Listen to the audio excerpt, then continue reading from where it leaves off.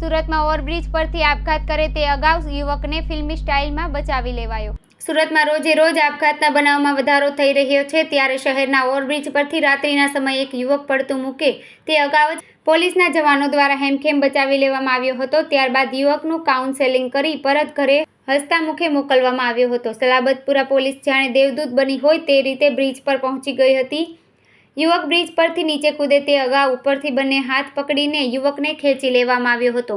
આ સાથે જ નીચે પણ પોલીસના જવાનો ગોઠવાઈ ગયા હતા, જોકે યુવકે નીચે ઝંપલાવ્યું નહોતું। યુવકને બચાવી લેવાયા બાદ સલાબતપુરા પોલીસ સ્ટેશન ખાતે લઈ જવામાં આવ્યો હતો, જ્યાં તેની સાથે પ્રેમથી વાત કરીને પૂછપરછ કરવામાં આવી હતી। અહીં યુવકે કહ્યું કે તણાવયુક્ત જીવનથી કંટાળી આત્મહત્યા કરવા માટે પહોંચ્યો હતો।